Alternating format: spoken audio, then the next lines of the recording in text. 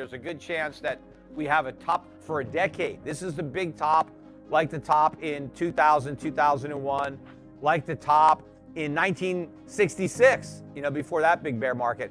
And I think by the time we make a new high in the Dow, it will only be because of inflation. In real terms, I probably won't live to see the Dow make a new high. Certainly the NASDAQ. I mean, I don't think I'll live to see the NASDAQ make a new high adjusted for inflation. I'll probably see it make a new high in nominal terms, but then, everything goes up. If you have hyperinflation, I mean, look how high the Zimbabwe stock market went up in Zimbabwe dollars, but who cares about Zimbabwe dollars? And pretty soon, people might be saying, who cares about US dollars? It's pretty obvious that this is going to happen. The world is hemorrhaging right now from the dollar standard. The fact that the dollar has been so strong against the pound, against the euro, against the yen, that is exacerbating their problems. We are exporting our inflation to the rest of the world, and now they're having to deal with it. The problem is we just print money. We have these massive trade deficits. We're importing all this stuff. We're sucking up the goods. You know who gets this? Vladimir Putin. Listen to some of his speeches. He understands this parasitic relationship that we have with the world, where we just print money and we buy stuff. We don't have to make the stuff. The rest of the world makes the stuff. We just create the inflation to pay for it. We are spreading misery all around the world, and we are living off the fruits of the rest of the world. And the world is like, no, we don't want to do this anymore. There's going to be a revolution against this system, because the winner is the United States. The loser is everybody else. Now, as an American, yeah, this was a good deal for us, but I know that it's not going to go on forever, because the rest of the world is not going to stand for it. And we've really pushed them in that direction recently by weaponizing the dollar. The stuff that we're done recently, with sanctions on Russia. This is just accelerating that process. How do you know for sure that positive real rates are needed? Why wouldn't 5% put downward pressure on inflation? So this is simple. The reason you have inflation, right? Governments create money, and you have spending. You have too much demand. Well, and you don't have enough savings. How do you change that? Well, if interest rates are positive, if I can earn a real rate of return, I'll save my money instead of spending it. And that's going to take away demand in the present, but it's going to increase supply in the future. Why? Because if I don't spend money, if I save that money is now available for capital investment. So businesses can take my savings and use it to build a factory to make more stuff. So the Federal Reserve has to discourage people from borrowing and encourage them to save. That's why we need high real interest rates. But let's say inflation is 8% and the Federal Reserve raises interest rates to 3%. Still negative 5%. Am I going to be incentivized to save money? I mean, yes, losing 5% is not as bad as losing 8%, but who the hell wants to lose 5%? If I know I'm going to lose 5% of my savings, I ain't going to save. I'm still going to spend. And so if the government is not cutting back on my spending, I'm still spending everything and saving nothing, they're not going to bend that inflation curve. You've got to encourage savings. Where is savings right now? It's the lowest it's been since the 2008 financial crisis. Americans are spending everything. And in fact, what does the government want to do? Gas prices are up. Oh, we need to give people more money so they can buy those, so they can pay higher prices. No, people have to buy less gas. That's what they need to do. We can't just give them more money to keep buying it. Then the price will keep going up. So the government is not allowing the free market to do what needs to be done. We're a lot poorer because the government created all this inflation. We've got an enormous government that we've got to pay for. And how do we pay for all this government? Again, we don't get it for free. We're going to pay for it with a lower standard of living.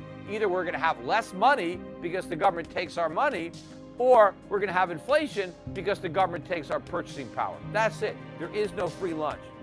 Do you agree that all central banks should be dissolved, including the Fed? Yeah, I believe that the world would be better off without any central banks. Every country would be better off. The people would be better off. Governments like central banks because central banks help governments get bigger and manipulate economies. You don't want that. You want a free market.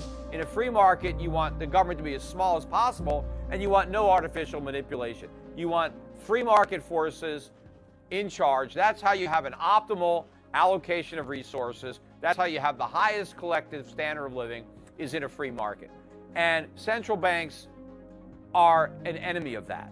We don't need central banks. In fact, we need them now less than ever before. As I said, we can create our own monetary system based on gold, using blockchain, using the internet. Central banks have never been more irrelevant and useless than they are right now. We can create a medium of exchange, unit of account, store of value in the private sector, right? Everything you get from the private sector is better. It's more efficient, it's lower cost. The same thing with a monetary system. We don't need a government to create a monetary system. The free market can do it, and then the government can tax us. So if we're using gold as money, and then the government wants money to spend programs, they can tax us and take our gold and then spend it. But we don't want to empower governments to just create money out of thin air, because that lets them play Santa Claus. People think they get something for nothing. They don't. And if governments have to tax the people to pay for the things that the people want, all of a sudden the people won't want nearly as much stuff. As long as they think it's free, they want as much as they can get. The minute they realize they have to pay for it, they don't want it anymore. So no, we don't need any central banks. We can handle money on our own. What are your thoughts on taking out a mortgage to buy the GDXJ? Well, look, I mean, taking out a loan. Look, I have been discouraging people from leverage because of the possibility of margin calls and being liquidated. In fact, I think one of the reasons that we might have had such a big sell-off in the gold and silver stocks was because of how much leverage there was. People took on debt. And so it's a very dangerous thing. So I have just not encouraged people to do that. I think there's enough leverage in this trade. I think the people that get into gold stocks are going to make so much money. Can't guarantee that, but this is what I believe. I mean, I think some of these stocks can go up 50 times, 100 times. So with that kind of upside, you don't need leverage. Don't get greedy. Don't be a pig, right? Just invest what you have and you'll do fine, I think. You don't have to try to risk leverage and then potentially get, out of the game, and then you don't make anything because you got a margin call, you couldn't meet it, you had to sell your stocks at a ridiculously low price. So just invest what you have, and I think the returns will be good enough. Gold mining stocks in and of themselves are a leverage bet on gold. Why does it seem like 2008 so uniquely bad? People all over the political spectrum talk about how this is remnant of the global financial crisis. The financial crisis didn't seem to have this carryover effect. Well, the reason is because of the amount of leverage that we have. Again, every time we get into a problem, the Fed covers up the problem with more monetary heroin, and then we have a bigger problem. And so we had a massive problem that erupted in 2008, and this one's going to be worse because we have a lot more debt now than we had then. That's why the problems weren't a crisis, because they hadn't developed to this degree. But now every problem is a crisis.